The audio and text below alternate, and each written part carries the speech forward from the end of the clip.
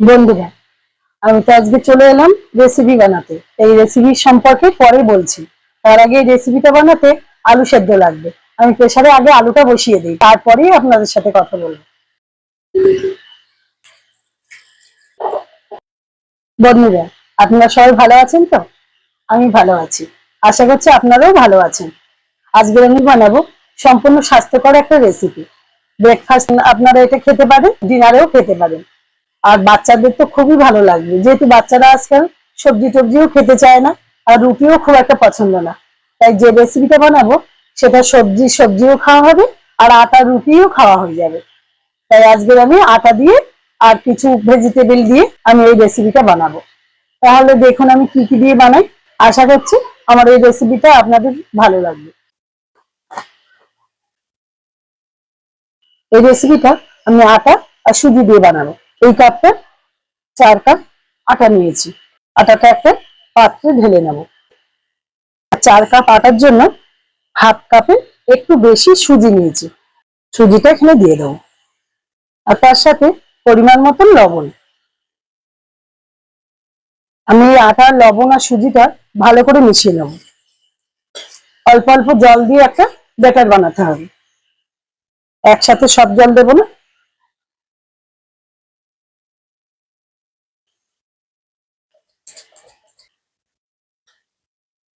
ব্যাটারটা দেখে আপনারা বুঝতে পারছেন, আর সুজি দেওয়া আছে, সুজি তো জল টানবেই। এই ব্যাটারটাকে ভালো করে নেড়ে চেড়ে সুজি আটা মিশিয়ে নেব।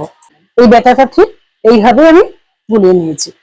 ব্যাটারটা আমি এবার 15 থেকে 20 মিনিট মতন ঢাকা দিয়ে রেখে দেবো।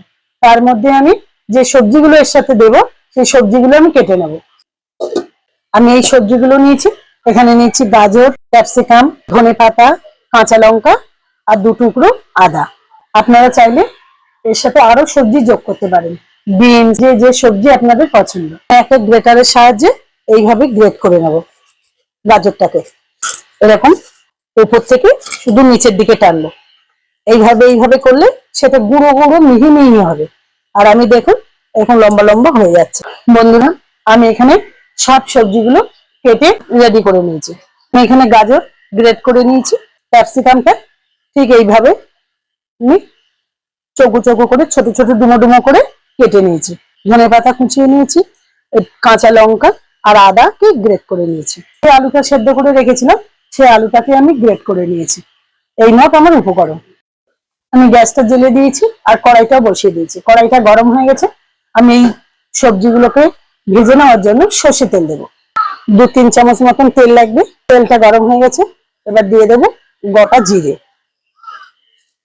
এর উপরে দিয়ে দেবো গ্রেট করা আদা। আদা জিরেটা ভাজা হয়ে গেছে, আদার কাঁচা গন্ধটাও চলে গেছে। এবার দিয়ে দেবো ক্যাপসিকামটা দিয়ে দেবো। ক্যাপসিকামটা তাড়াতাড়ি নরম এবং ভাজা হওয়ার জন্য পরিমাণ মতো লবণ দিয়ে দিচ্ছি। এবার দিয়ে দেবো গ্রেট করে রাখা গাজর। একই সঙ্গে দিয়ে দেবো যে যেমন ঝাল খাবে সেই পরিমাণে লঙ্কা দেবে। কাঁচা লঙ্কা কুচি করে রেখেছি সেগুলো দেবো। আমার গাজর আর বিনসটা ভাজা ভাজা হয়ে গেছে। এই সময় গ্রেট করে রাখা আলুটা দিয়ে দেবো।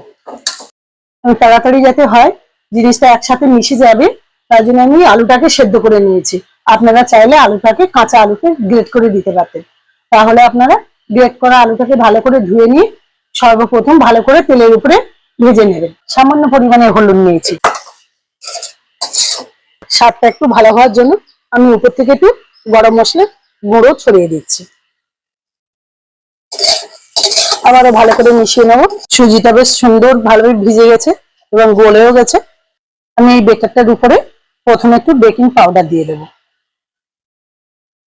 খুব সামান্য পরিমাণে দিয়ে দিলাম।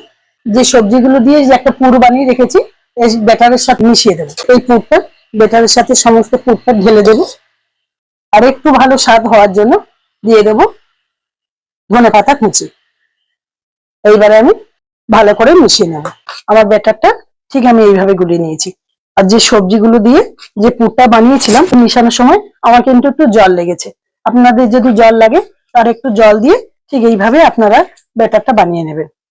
লবণটাও আপনারা চেক করে দেবেন। ননস্টিকে তা বানিয়ে নিয়েছি, বেশি তেল লাগবে না এটায়। একটা ব্রাশ দিয়ে ব্রাশ করে নিচ্ছি তেল।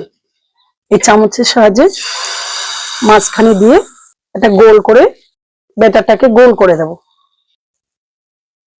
এটা ভাজার সময় গ্যাসের ফ্লেমটা হাই রাখবো না, কমিয়ে দিয়ে আস্তে আস্তে করে ওই পিঠটা হতে দেব।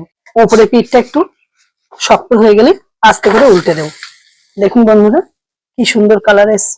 গ্যাসের ফ্লেমটা লো রেখে দু পিঠ এইভাবেই ভেজে নিতে হবে। দেখুন অপর পিঠটা এইভাবে হয়ে গেছে। এবার আমি নামিয়ে দেবো। আবার একটু তেল ব্রাশ করে নেব।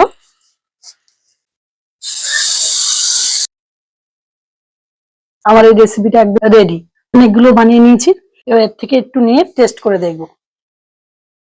আটার তৈরি হেলদি খাবার, বাচ্চাদের টিফিনেও এই রেসিপিটা আপনারা দিয়ে দিতে পারেন, ওরা খুশি মনে খেয়ে নেবে। আমার এই রেসিপিটা যদি ভালো লেগে থাকে অবশ্যই আপনারা একবার বাড়িতে ট্রাই করে দেখবেন। আর যদি ভালো লেগে থাকে কমেন্টের মাধ্যমে জানাবেন, বেশি বেশি করে শেয়ার করবেন। আজ তবে আসি, দেখা হচ্ছে অন্য কোনো রেসিপি নিয়ে অন্য কোনো ভিডিওতে। সবাই ভালো থাকবেন, সুস্থ থাকবেন। টাটা।